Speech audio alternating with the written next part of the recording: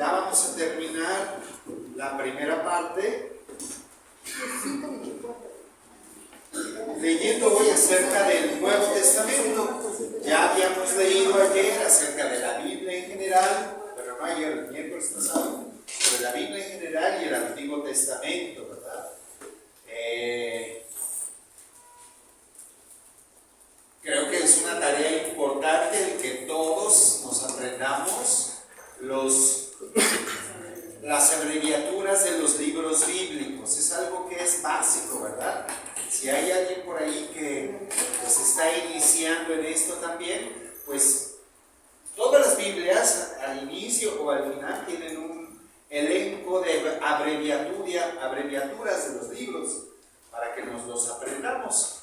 Y sobre todo la práctica, eso es lo que hace que terminemos pues recordando que MT es Mateo, ¿verdad? Etcétera. Bueno, pues vamos a ver ahora lo que el Catecismo nos habla acerca del Nuevo Testamento. Vamos a empezar ahora por allá atrás. Bueno, empezamos contigo, Angélica. Ok. ¿Cuánto, padre? El número 124, por favor.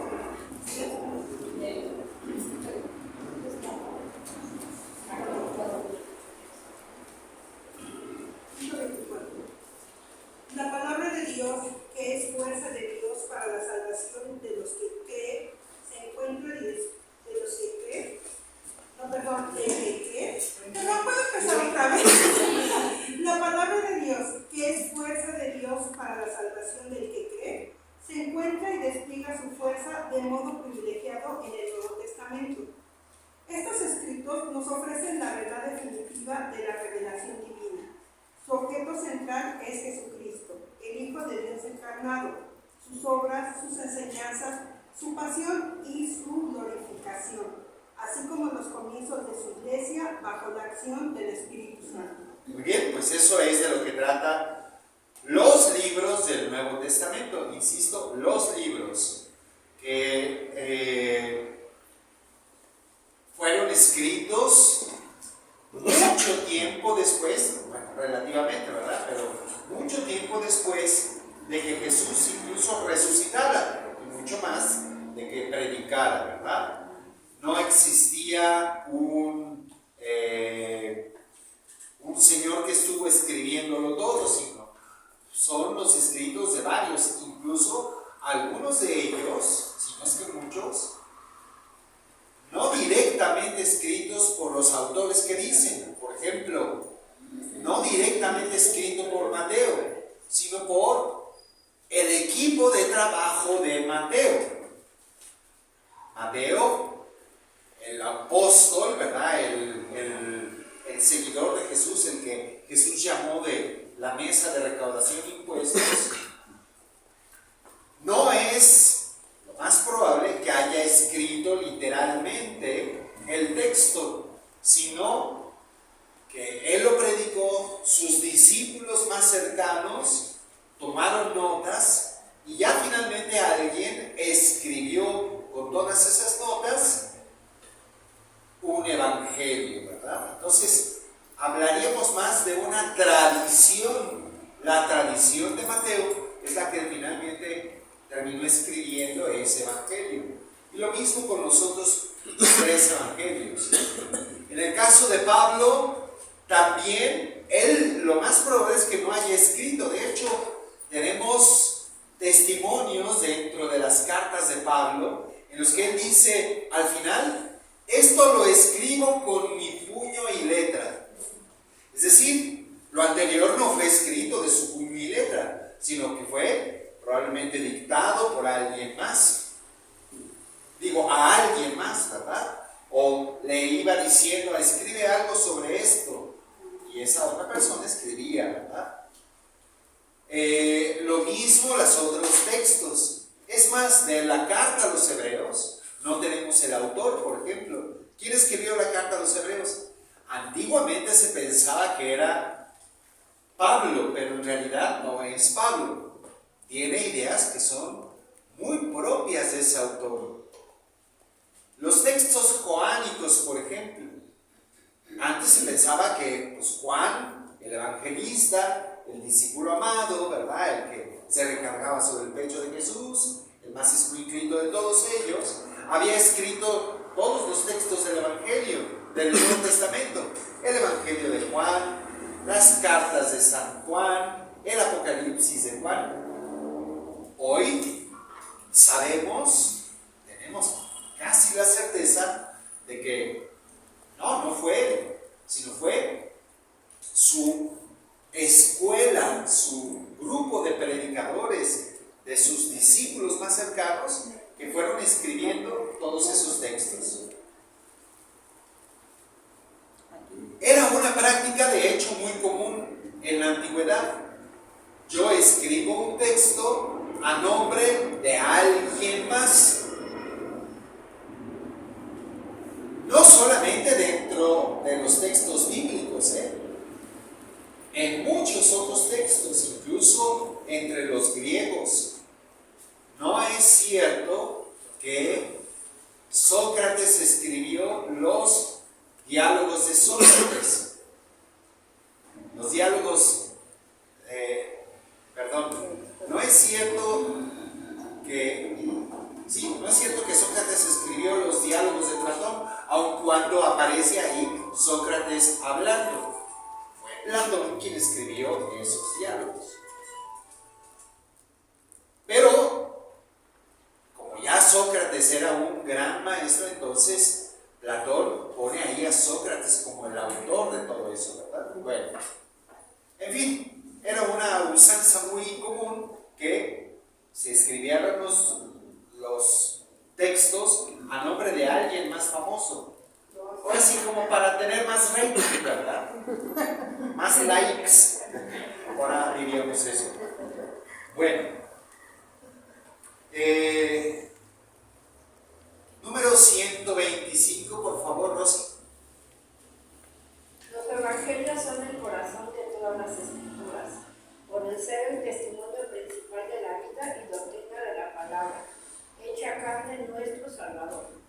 Ok, entonces, dentro de todo el conjunto de los textos del Nuevo Testamento, sin duda, los 4 evangelios destacan, ¿verdad? ¿Por qué? Por una razón muy sencilla. Porque contienen las enseñanzas directamente de Jesús. Por supuesto, Pablo también tiene enseñanzas de Jesús, pero más bien, tanto Pablo como los demás textos son reflexiones sobre las enseñanzas de Jesús.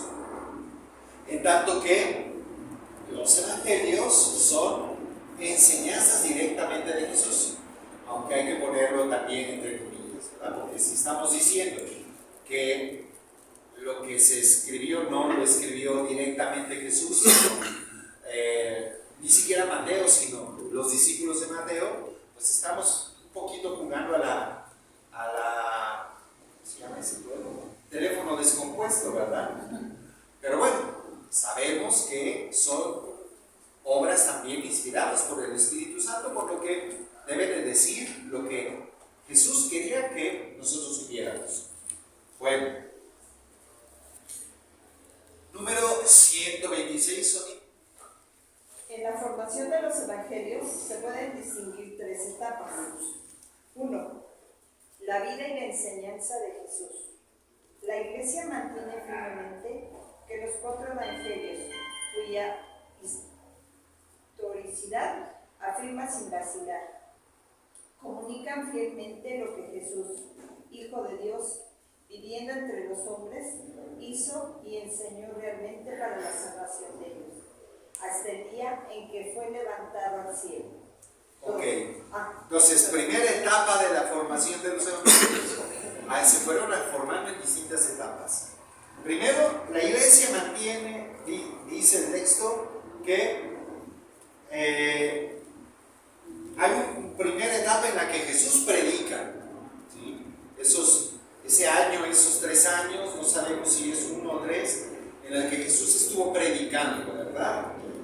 Y dice algo muy importante, cuya historicidad afirma sin vacilar.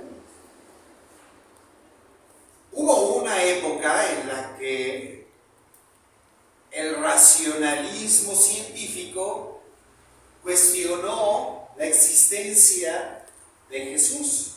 ¿Habrá existido realmente? ¿Qué testimonios tenemos acerca de Jesús? Pues no, ciertamente no tenemos su acta de nacimiento, de hecho no existían las actas de nacimiento, no tenemos un escrito que Él nos haya dejado, tampoco, no tenemos una fotografía de Jesús, porque no existían las fotos, ni una imagen, un cuadro que nos diga más o menos cómo era Jesús, tampoco. Alguien podrá decir, pero sí tenemos la sábana santa. Bueno, es muy probable que sea el sudario del santo entierro, pero no tenemos el 100% de seguridad. Los estudios parecen coincidir en que puede ser, pero eso no quiere garantizar, no es una garantía, porque este santo sudario estuvo, digamos, perdido por un tiempo, entonces no tenemos la certeza. Si desde el primer momento, no sé, los apóstoles lo hubieran guardado, miren, bueno, otra cosa sería, pero no tenemos la certeza de aquella época, ¿verdad? No conocemos cuál es la cruz donde fue crucificado, ¿verdad? Decía un maestro de historia de la iglesia, es que hay astillas de la cruz. Pero si juntáramos todas las astillas que hay de la Santa Cruz, probablemente llenaríamos un atrio completo, ¿verdad? O sea, ¿cómo saber que realmente era una estrella? Si los primeros cristianos no veneraban eso, es como decir, pues es que tú tienes guardada la sabanita donde estuvo en el hospital tu mamá cuando murió. Pues les aseguro que nadie quiere esa sábana, ¿o sí? No, o sea, nos interesaba la mamá, el cuerpo, si acaso, pero pues, la sábana, ¿cómo no? Y eso es el problema, de que no tenemos algo que contundentemente demuestre que Jesús estuvo aquí. Lo único que tenemos lo más cercano son precisamente estos evangelios. Entonces, y esos son 30 años después de la predicación de Jesús, ¿verdad? Entonces, ¿cómo se puede garantizar su historia?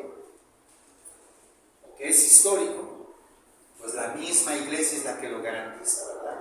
La continuidad que existió entre los discípulos de Jesús a lo largo de los primeros años y siglos de la iglesia. No es un engaño, porque una gran comunidad veneraba a este Jesús. Es que era un invento de los apóstoles. Pues sería muy difícil. También se le puede aplicar la misma cuestionamiento, ¿verdad? Pues ¿cómo puedes cuestionar de que sea un invento de los apóstoles? ¿Cómo lo demuestras? Tampoco se puede demostrar, ¿verdad? Entonces, sí, hay un cierto grado de fe al creer en esto, ¿verdad? Pero casi todos los estudiosos, después de todo este cuestionamiento que empezó en el siglo XVIII, hoy, pues eso ha venido a caer en desuso, porque tanto se ha escrito desde hace tanto tiempo, incluso tan cercano a la época de Jesús, que sería imposible que no fuera histórico. Ok. Seguimos, número 2. Nombre, Estela, por favor. La tradición oral, los apóstoles ciertamente después de la ascensión del Señor predicaron a sus oyentes lo que Él había dicho y obrado, con aquella crecida inteligencia de que ellos gozaban, instruidos y guiados por los acontecimientos gloriosos de Cristo y por la luz del Espíritu de verdad. Ok, entonces lo que nos dice es, hubo un segundo momento en la que los apóstoles de Jesús enseñaron los evangelios, ¿verdad? La vida de Jesús. No como los conocemos hoy, ellos pues hablaban de los recuerdos que tenían, ¿verdad? Durante los primeros años, 5 o 10 años seguramente, pues todos ellos tenían los recuerdos muy frescos de lo que había dicho el maestro. Probablemente ellos mismos, o si no los que los acompañaban, empezaron a hacer unas notas, ¿verdad? Para recordar y sobre todo a la hora de predicar, que no se les fuera a olvidar esto o lo otro. Notas como las que ustedes toman cuando, por ejemplo, quizá ahorita, ¿verdad? Están tomando alguna que otra notita. No es que están escribiendo todo lo que yo digo, ¿verdad? Pero algunos de las ideas principales, algunos de los momentos importantes. Estas notas fueron muy importantes. De hecho, el gran conjunto de los escrituristas, o sea, de los que estudian las Sagradas Escrituras, desde hace ya más de un siglo, denominaron a este conjunto de notas la fuente Q. Así se le denominaron, la fuente Q.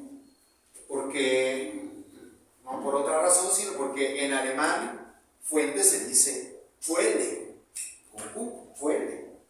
Entonces, la fuente Q, esta fuente, fue de lo que se valieron para lo que va a seguir. Esta serie de notas que seguramente circularon en las comunidades. Quizá las notas más antiguas fueron sobre la pasión, muerte y resurrección del Señor, porque es de lo que es el mensaje central, el querigma, ¿verdad? El centro de la predicación es Jesús, muerto y resucitado para nuestra salvación. El centro del querigma es eso. Entonces, y además se nota que es una narración sorprendentemente más larga que todas las demás narraciones acerca, no sé, de la multiplicación de los panes o de cualquier otro acontecimiento. Por ejemplo, el acontecimiento de la Navidad ni siquiera está en los 4 evangelios, pero el acontecimiento de la pasión, muerte y resurrección del Señor, vaya que sí está, y en muchos casos son casi idénticos. Entonces, por eso se piensa que existía esta fuente que circulaba en las antiguas comunidades cristianas, que se las llevaban los discípulos por aquí y por allá para predicar. Bueno, seguimos. Número 3. Mario o Yolanda, no sé quién quiera. Los evangelios escritos, los autores sagrados escribieron los 4 evangelios escogiendo algunas cosas de las muchas que ya se transmitían de palabra o por escrito, sintetizando otras o explicándolas atendiendo a la situación de las iglesias, conservando por fin la forma de proclamación, de manera que siempre nos comunican la verdad sincera acerca de Jesús. Bueno, entonces vamos a ver bien.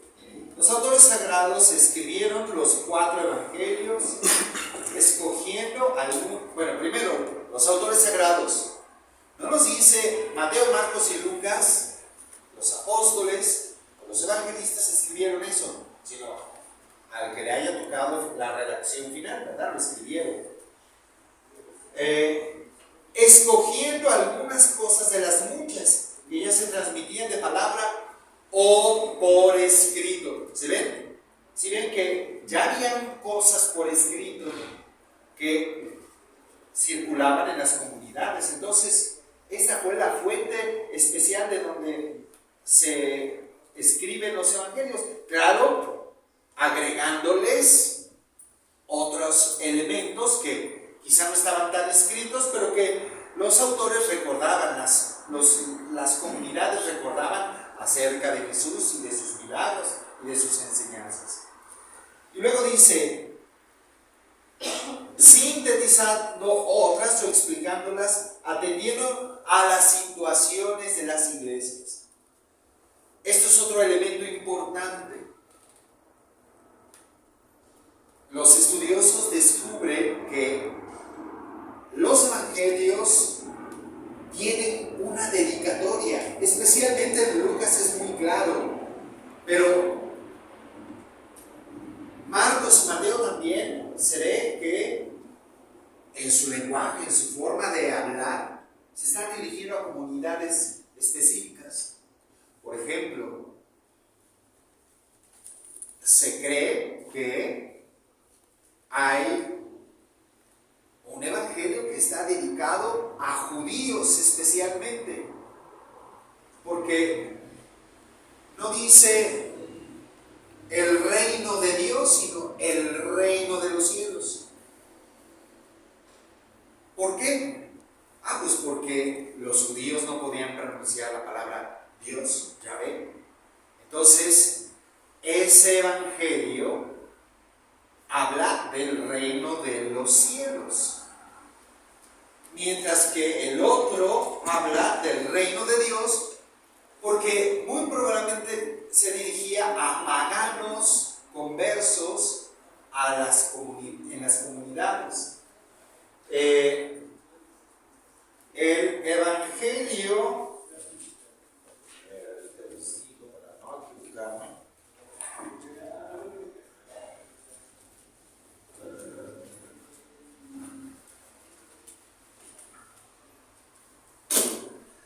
el evangelio de Mateo, muy concretamente, es el que se piensa que está dirigido a judíos, porque incluso habla mucho de la ley judía.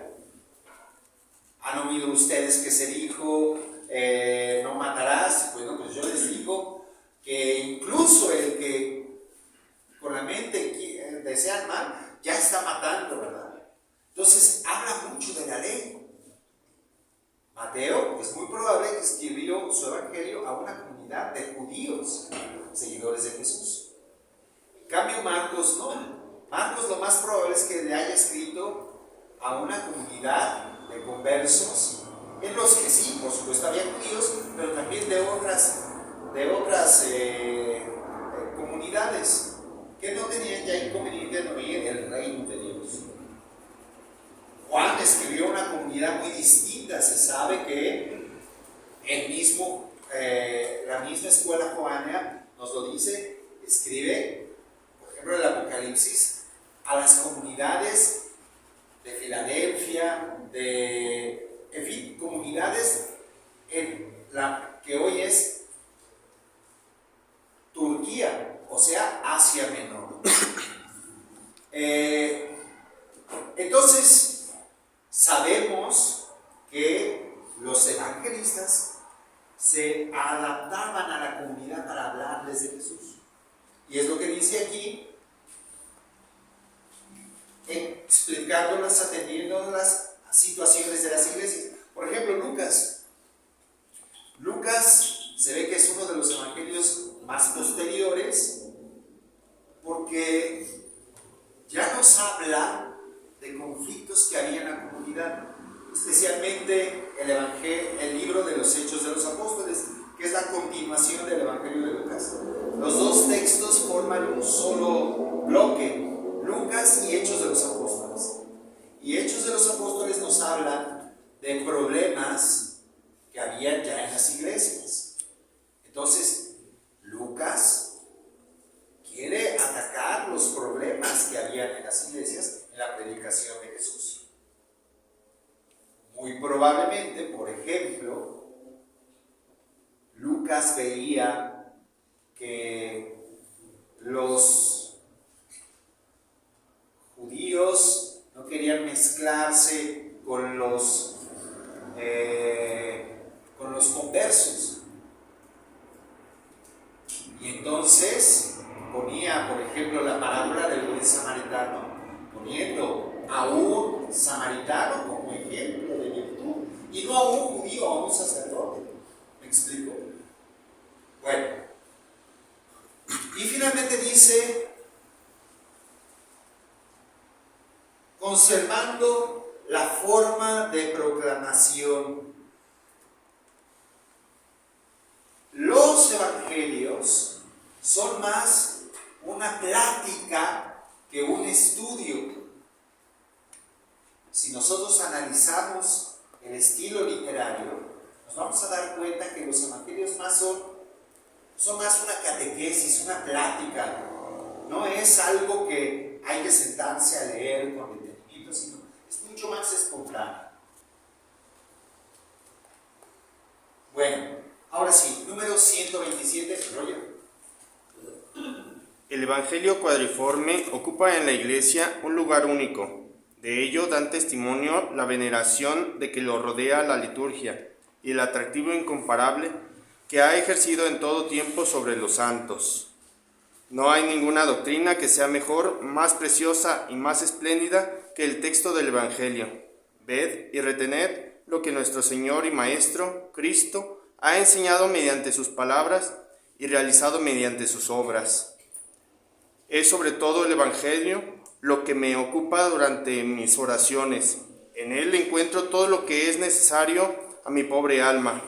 En él descubro siempre nuevas luces, sentidos escondidos y misteriosos. Bueno, dos textos tomados uno de Santa Cesarea de Joven y otro, por supuesto, de Santa Teresa del Niño Jesús, maestra de la Iglesia, doctora de la Iglesia. Entonces, lo que nos dice es, a lo largo de la historia de la Iglesia, se puede constatar la importancia que han tenido estos textos, especialmente en la liturgia. Hombre, nosotros antes del Evangelio hacemos un pequeñito canto que lo aclama, ¿verdad? No aclamamos cuando vamos a leer el Génesis, el Éxodo o una carta de Pablo, pero en cambio sí aclamamos cuando vamos a leer el Evangelio. Es una pequeña gesto de alabanza, ¿verdad? Pequeño. No es un salmo, es solamente un pequeño canto para decir, ¡ay, aguas! Ahí viene algo muy importante, ¿verdad?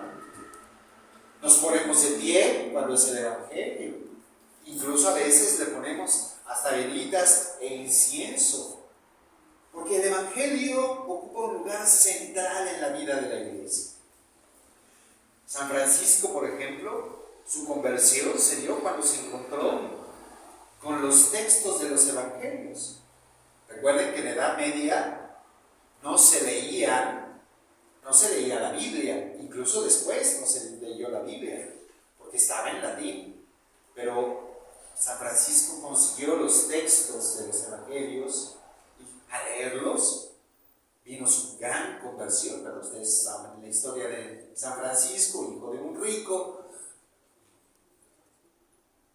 despapalle total, ¿verdad? Hasta que un día se encuentra con estos textos y su vida cambia radicalmente.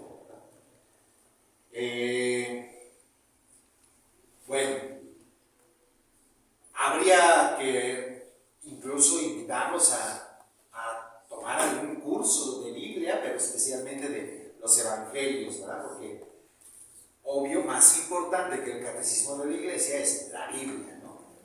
Bueno, vamos a seguir. La unidad del Antiguo y el Nuevo Testamento. Berta, por favor.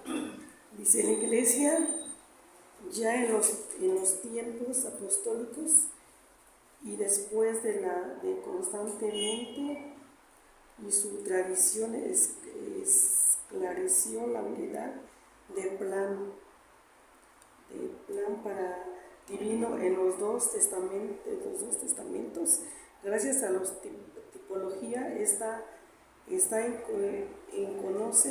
reconoce en las obras de Dios y en la antigua alianza prefiguraciones de lo que Dios realizó en la plenitud de los tiempos en la persona de su Hijo encarnado. Ok, entonces lo que nos dice es que la iglesia reconoce una tipología, es decir, ¿qué es eso de tipología? Prefiguración. Es decir, el Antiguo Testamento ya prefiguraba al Nuevo Testamento, ya anunciaba de alguna manera, ya iba preparando para el Nuevo Testamento. Por ejemplo, Moisés. Moisés, un personaje que, movido por Dios, rescatado de las aguas, libera al pueblo de Israel dándole una institución que es la ley y especialmente la Pascua, ¿verdad? Con la cual nosotros después nos vamos a identificar porque Jesús también, como un nuevo Moisés, libera al pueblo ya no de la esclavitud del faraón, sino de la esclavitud del pecado, y Pablo dirá la esclavitud de la ley, para ahora vivir en el amor. Y nos da un nuevo Moisés que nos instituye una nueva Pascua, una nueva alianza, con una nueva sangre y un nuevo cordero, que es la misa, ¿verdad?, que nosotros tenemos. En fin, el Antiguo Testamento tiene muchas figuras que prefiguran lo que después será el Nuevo Testamento. Vamos a seguir con el 129, por favor, Silvia. Los cristianos, por tanto, leen el Antiguo Testamento a la luz de Cristo muerto y resucitado. Esta lectura tipológica manifiesta el contenido inagotable del Antiguo Testamento. Ella no debe hacer olvidar que el Antiguo Testamento conserva su valor propio de revelación, que nuestro Señor mismo reafirmó. Por otra parte, el Nuevo Testamento exige ser leído también a la luz del Antiguo. La catequesis cristiana primitiva recurría constantemente a él. Según un adagio, el Nuevo Testamento está escondido en el Antiguo, mientras que el Antiguo se hace manifiesto en el Nuevo. Ok, el latín no lo lees, pero ahí está por si alguien lo quiere leer. De hecho, esta expresión ya les había comentado la vez pasada, ¿verdad? El Nuevo Testamento está escondido en el Antiguo Testamento, y el Antiguo Testamento se hace manifiesto en el Nuevo Testamento. Hay muchas formas en las que están conectados. Es obra ciertamente del estudio, del conocimiento, que uno va descubriendo cómo están tan íntimamente conectados, ¿verdad? Como lo decía la vez pasada, si más no me equivoco. Si Jesús hubiera escogido al pueblo de México, obviamente no hubiera escogido el pan como signo de su cuerpo entregado, sino hubiera escogido seguramente la tortilla, ¿verdad? Y los símbolos no serían los del trigo y la vid, sino seguramente serían los el maíz y el agave, ¿verdad?, que produce el mezcal o el tequila, pues, ¿no? El maguey, el pulque. Entonces, pero, pues bueno, es el Antiguo Testamento el que nos ayuda a entender los signos y el valor de lo que viene en el Nuevo Testamento. Bueno, vamos a seguir con nos vamos a saltar hasta el número 133, por último. Norma, por favor. Sí. Dice, la Iglesia recomienda instantáneamente a a todos los fieles la lectura asidua de la Escritura para que adquieran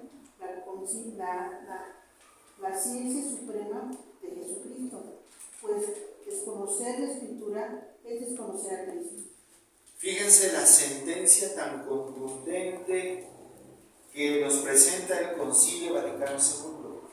Desconocer la Escritura es desconocer a Cristo.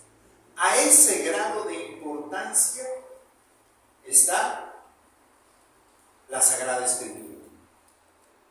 Y es algo que, pues, por desgracia, estamos heredando después de siglos que los cristianos no tuvieron la Biblia. Muy particularmente en México, ¿verdad? Los cristianos nacimos sin la Biblia. O sea, es una expresión demasiado contundente porque la Biblia estaba predicada, pero no la conocíamos, no la leíamos la Biblia, ¿verdad? La escuchábamos. Y entonces el problema es que tenemos una religiosidad que va muchas veces al margen de las Sagradas Escrituras, más enfocada en los santitos que en el conocimiento de las Sagradas Escrituras. Entonces, tenemos una imagen de San Judas Tadeo que es impresionantemente importante en este sector de la iglesia, pero los evangelios, la mayoría de los que se van con San Juditas a San Hipólito, les aseguro que jamás los han leído. Primero tenemos un problema muy grande porque vivimos en un país muy analfabeta y muy carente de lectores. Entre los países que deberíamos leer, vamos los últimos lugares. ¿Cuántos libros leemos al año? No me digan, no quiero saber. Pero es algo muy triste, los mexicanos no leemos. No sé si a ustedes les ha tocado la oportunidad de ir al extranjero o incluso en las playas, cuando vemos a los extranjeros, siempre están leyendo un libro. O van en el metro en España, en Nueva York o en otros lugares, y la gente va leyendo libros. Y aquí, rara es la persona que lee un libro de vacaciones o en el metro, ¿verdad? O en el transporte. Ahora lo que sí lee todo el mundo, bueno, no lee, sino lees el celular, ¿verdad? Eso sí ha aparecido, pero somos un pueblo tristemente analfabeta para eso. Nos cuesta trabajo leer. Bueno, algunos porque ya no vemos bien, ¿verdad? Pero otros porque leer nos cuesta trabajo porque no estamos familiarizados con la lectura. Entonces eso deriva en un desconocimiento también en particular de las Sagradas Escrituras. Yo los invito a que por lo menos los evangelios los lean. No solamente los escuchen en misa, está bien, es una forma de la evangelización, pero aquí nos lo está diciendo. Desconocer la Escritura es desconocer a Cristo. No sé si, por ejemplo, aquí han habido cursos de Biblia. A ver, platíquenme. ¿Han tenido cursos de Biblia en esta parroquia en los últimos 20 años? Que nos estuvo dando nada más como 4 clases porque tuvo un accidente y fue el problema. El padre Salvador Saloma. Miguel Saloma. Miguel Saloma, ok. Él fue y nos dio nada más 4 clases. Estoy seguro que sí, porque él era muy de Biblia. ¿En los últimos 20 años todo? Nada más. Bueno, pues hay que empezar a pensar en un buen curso de Biblia para todos, ¿verdad? Sí. Ya tengo una nueva tarea.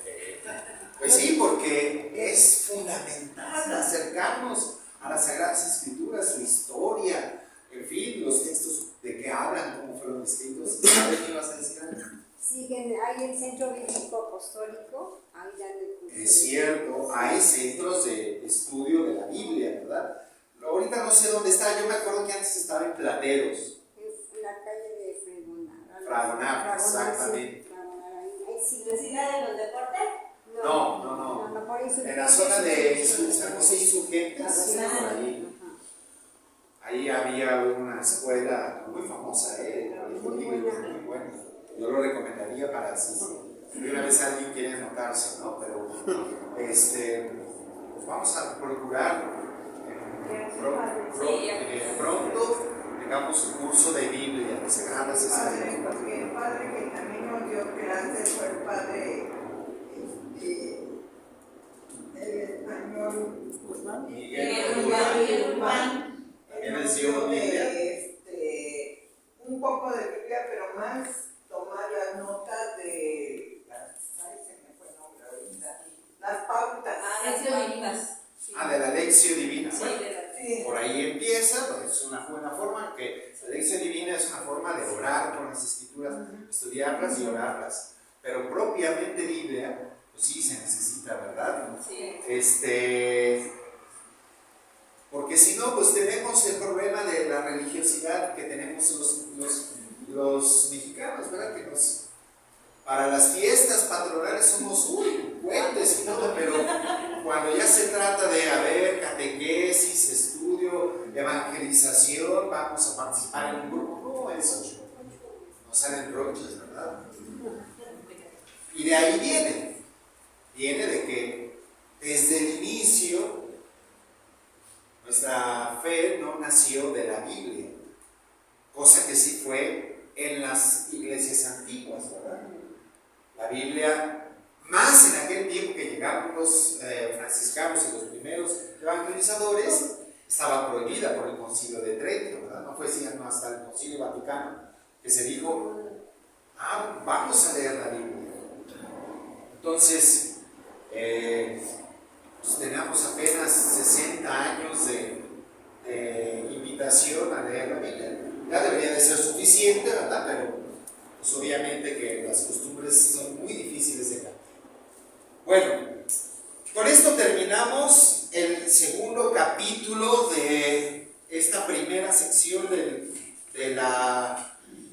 catecismo, ¿verdad? Vamos, y en toda la primera sección, en toda esta sección vimos, todo este capítulo vimos, bueno, primero en la primera sección vimos, ¿se puede creer? ¿Hay algo que se pueda saber de Dios? Si es tan infinito, ¿cómo lo podemos saber? Bueno, lo segundo es, pues sí, porque Él quiso revelarse, abajarse a nuestro conocimiento. Entonces, Dios habla. ¿Qué consecuencias para nosotros tiene el que Dios nos haya hablado? Bueno, la consecuencia se llama la fe. Y eso es lo que vamos a ver, la respuesta del hombre a Dios. Empezamos, número 142, Tere, por favor. Me salté, ¿verdad? Y Isabel, no habías leído. Voy a leer. Por su revelación, Dios invisible habla a los hombres como amigos, movidos por su gran amor, y mora en ellos para invitarlos a la comunicación consigo y recibirlos en su compañía. La respuesta adecuada a esta invitación es la fe. Ok, entonces empecemos. Esta bella frase del concilio, ¿verdad? Dios invisible habla a las personas como amigos. Esto es un dato importantísimo. Nos habla como amigo. No es algo que sea tan evidente, porque incluso todavía hay muchos cristianos que sienten que Dios nos habla como policía, nos habla como juez, que nos juzga, que nos anda persiguiendo. Y esa es una visión totalmente equivocada de Dios. Si algo nos quiere decir la Sagrada Escritura, es que Dios es un amigo, especialmente el Nuevo Testamento. Es cierto que el Antiguo Testamento sí presenta a Dios como el Dios omnipotente, ¿verdad? Que sí ama a sus amigos hasta la 1000ª generación, pero odia a sus enemigos hasta la 3ª generación. Por ahí dice, ¿verdad? Entonces, eso lo borra Jesús por completo. Nos presenta a un Dios que es amigo. Y dice, movido por su gran amor. Eso es lo que motiva a Dios, el amor. Mora con ellos para invitarlos a la comunicación. Vive aquí con nosotros. Está en cada uno de nosotros. ¿Para qué? Para establecer un diálogo, una comunicación permanente. Y ser compañía todo el tiempo. Dios está conmigo. Dios está contigo. Esta es la certeza de lo que nos habla las Sagradas Escrituras. Por eso esta frase resume tan magistralmente todo lo que quiere decir las Sagradas Escrituras. Yo estoy contigo. Alégrate, María, llena de gracia. El Señor está. Esa expresión tan maravillosa del ángel, ¿verdad? Bueno, esa es la revelación de Dios. Y por la fe, ahora sí, por favor, Tere. Sí, por la fe, el hombre somete completamente su inteligencia y su voluntad a Dios con todo su ser. El hombre da su asentimiento a Dios que revela. La Sagrada Escritura llama obediencia a la fe, a esta respuesta del hombre a Dios que revela. Ok, entonces la Sagrada Escritura llama obediencia de la fe a esta respuesta. Porque ¿qué es la fe? La respuesta que nosotros le damos a lo que hemos escuchado en la revelación. Entonces, eso es la fe. Una actitud de respuesta. ¿Cómo lo que yo he oído, cómo reacciono a lo que yo he oído? ¿Con indiferencia o con una acogida profunda en mi vida? Eso es la fe. Entonces, se nos presenta el primer artículo de la fe, del credo, ¿verdad? ¿Cuál es la primera palabra del credo? Creo. Entonces, esto es lo que nos dice el artículo primero. Creo. Número 144, por favor, Antonia. Obedecer. En la fe es someterse simplemente a la palabra escuchada. Y su verdad está garantizada por Dios, la verdad misma. Esta obediencia, Abraham es el modelo que nos propone la Sagrada Escritura. La Virgen María es la realización más perfecta de la misma. Ok, entonces, obedecer viene de la palabra latina audire. O es un prefijo que puede significar diversidad de cosas, pero es como una reacción a oír, o como reacción, como si fuera un contraataque contra una equivalencia de algo que viene, ¿verdad? Por ejemplo, ¿qué les puedo decir? Oblicuo, pero no sé la palabra, obstinación es estar en una reacción contra o hacia algo que se me dice, ¿verdad? Ob es un prefijo y audire viene de la palabra, la obediencia viene de la escucha. No puedes obedecer lo que no escuchas. Y uno de los grandes oyentes de Dios es, el primero de todos, Abraham. Abraham, como ya lo habíamos mencionado antes, es el primer personaje de la historia que se le ocurre que él puede oír a Dios. Porque antes los dioses hablaban a través de los chamanes, de los sacerdotes o de los reyes. Solamente algunas personas autorizadas de la tribu o del imperio podían saber lo que Dios dice. Los demás pues, se sujetaban a, pues dice que dice, ¿verdad? Esta actitud que para nosotros ya es tan familiar de escucha a Dios en tu corazón no existía. Abraham es el primero en la historia que se plantea, bueno, quizá no sea el primero en la historia, pero es el primero que conocemos de la historia, que dice, Dios me habló y me dijo que me vaya. Algo que pues no resultaba como que alguien te puede decir, ¿verdad? Ni tu tío, ni tu familiar, ni tu amigo te va a decir, oye, vete de tu casa. O sea, Abraham era una persona que pues, vivía bien. Ahí en los textos nos presenta que se fue con su mujer, sus vacas, su familia, ¿verdad? Lot, por ejemplo. Entonces se veía que era una persona que había acumulado bienestar.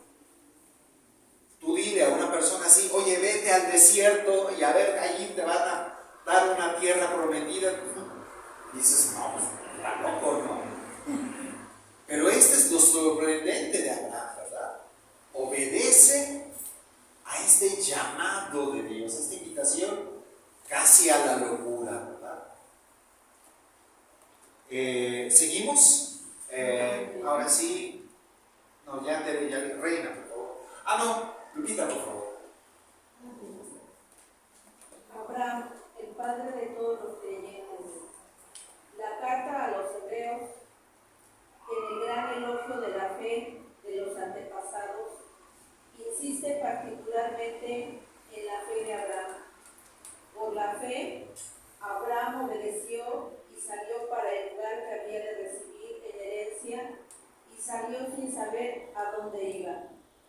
Por la fe vivió como extranjero y peregrinó en la tierra prometida. Por la fe, a Sara se otorgó el concebir al hijo de la promesa. Por la fe, finalmente, Abraham ofreció a su hijo único en sacrificio. Ok. Sin más, por la importancia de lo que significa la fe, vamos a leer este texto que nos está citando la carta a los hebreos, porque es maravilloso. Roger, te puedo pedir de favor que pases aquí a leerlo.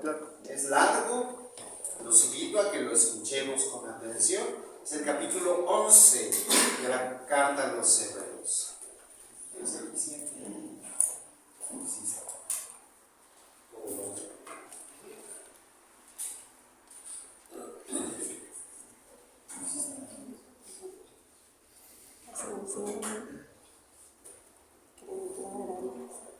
La fe es aferrarse a lo que se espera, es la certeza de cosas que no se pueden ver.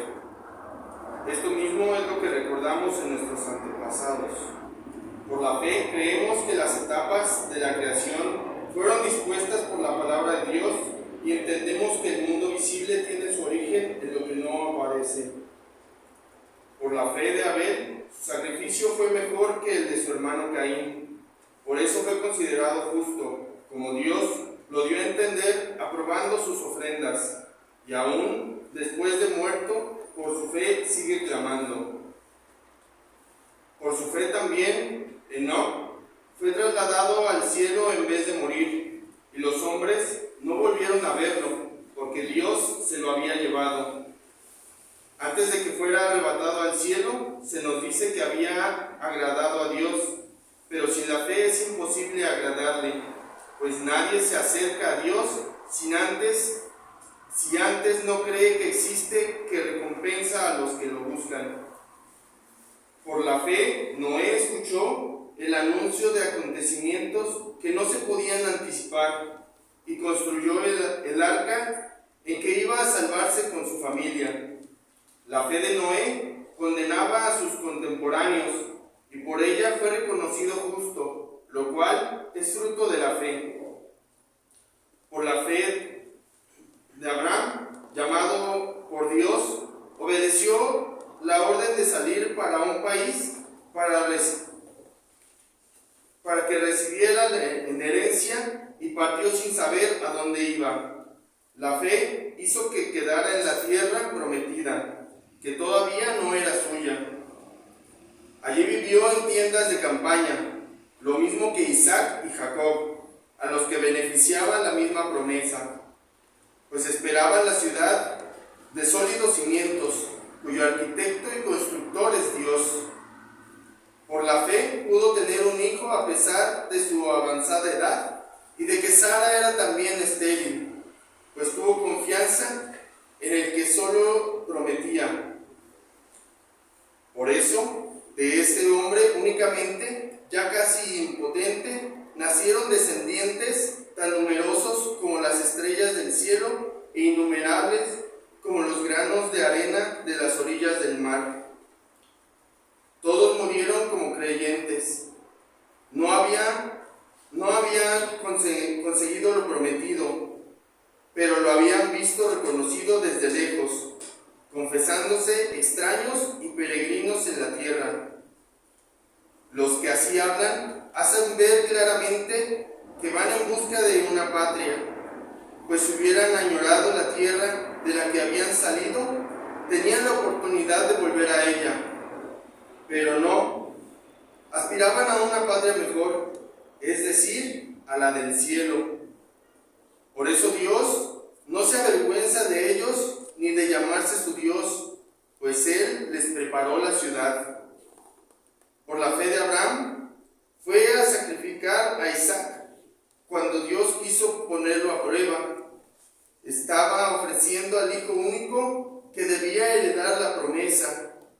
Y Dios le había dicho: por Isaac tendrás descendientes que llevarán tu nombre. Abraham pensó seguramente: Dios es capaz de resucitar a los muertos. Por eso recobró a su hijo, lo que tiene un sentido simbólico para nosotros. Por la fe también Isaac dio a Jacob y a Esaú las bendiciones que decidían del porvenir. Por la fe, Jacob, moribundo, dio bendiciones diferentes a los hijos de José y se inclinó apoyándose en su bastón. Por la fe, José, próximo a su fin, recordó que los hijos de Israel salían de Egipto y dio órdenes referentes a sus propios restos. Por la fe, los padres del recién nacido Moisés lo escondieron durante 3 meses, pues vieron que el niño era muy hermoso y no temieron el decreto del rey.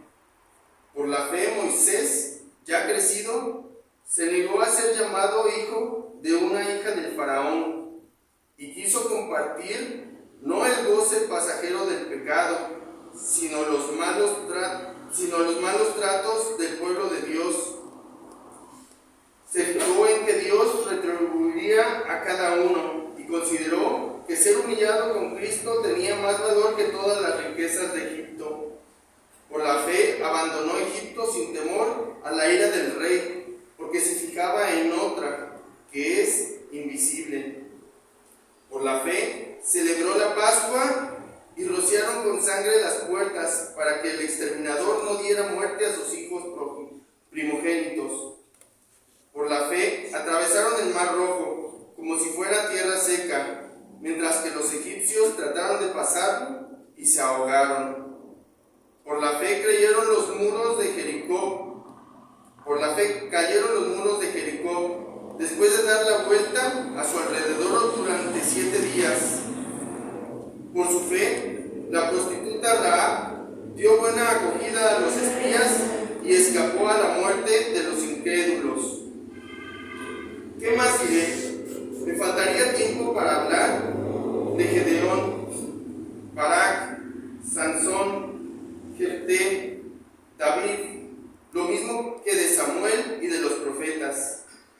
Ellos, gracias a la fe, sometieron a otras naciones, impusieron justicia, vieron realizarse promesas de Dios, cerraron bocas de leones, apagaron la violencia del fuego, escaparon del filo de la espada, sanaron de enfermedades, se mostraron valientes en la guerra y rechazaron a los invasores extranjeros. Hubo mujeres que recobraron resucitados a sus muertos, pero también hubo otros que, en vista de una resurrección mejor, no buscaron salvarse a cualquier precio de la tortura. Otros sufrieron la prueba de las cadenas y de la cárcel. Fueron apedreados, torturados, aserrados, murieron a espada, anduvieron errantes de una parte a otra, sin otro vestido que pieles de corderos y de cabras, faltos de todos, oprimidos, maltratados. Esos hombres, de los cuales no era digno el mundo, tenían que vagar por los desiertos y las montañas, y refugiarse en cuevas y escondites. Todos estos merecieron que se recordara su fe, pero no por eso consiguieron el objeto de la promesa. Es que Dios no se reservaba algo mejor y no debía llegar al término sin nosotros. Gracias. Bueno, pues este capítulo nos va recordando todos los grandes momentos de la Sagrada Escritura, de los personajes que por la fe hicieron locuras. Vamos. Hoy, en la primera lectura del profeta Jeremías declaraba, o sea, contaba yo, ¿verdad? Después de haber sido un gran profeta que denunció y que se sintió impulsado por Dios, llamado por Él, en fin, llega un momento de su vida en que entra en una crisis espantosa porque pues de nada ha servido, se han burlado de Él. Y le dice a Dios incluso, te me has vuelto como un espejismo de aguas vivas. Y sin embargo, Dios le dice, si te vuelves porque te haga yo volver, serás como mi boca. Entonces, Jeremías nos confiesa que incluso en este camino de fe, Dios puede volverse como un espejismo. Muchas veces nos pasa, sobre todo cuando al pasar los años, ¿verdad? Y a mí me ha pasado y seguido me pasa, ¿verdad? Después de tantos años y de tanto caminar y dice uno, bueno, ¿y cuáles son los resultados, verdad? Forma uno comunidades, se hacen procesos de evangelización y se lleva la palabra de Dios y luego finalmente pues todo eso donde quedó, ¿verdad? Desaparece. Y uno se cuestiona, ¿será esto el camino correcto? ¿Verdad? Y bueno, pueden aparecer esos espejismos donde Dios parece que, pues ¿dónde está? ¿Verdad? Al mismo Jesús le sucedió cuando en la cruz gritó, Dios mío, ¿por qué me has abandonado? Esta fe lo llevó a él a decir, sin embargo, en esa soledad, en ese silencio, en ese no ver al que siempre había sido el deleite de su existencia, su padre, a pesar de que no lo veía, no entendía y no. El que dijo, Padre, en tus manos encomiendo mi espíritu. Y se lanza al abismo oscuro y vacío, soltándose en las manos del Padre. Entonces, eso es lo que hace la fe. Es una respuesta a todo lo que alguna vez Dios nos ha revelado de sí mismo. A pesar de que incluso lo que vemos va en contra de lo que nosotros creemos, de lo que habíamos oído. Ese Dios poderoso que está aquí a nuestra disposición. Bueno,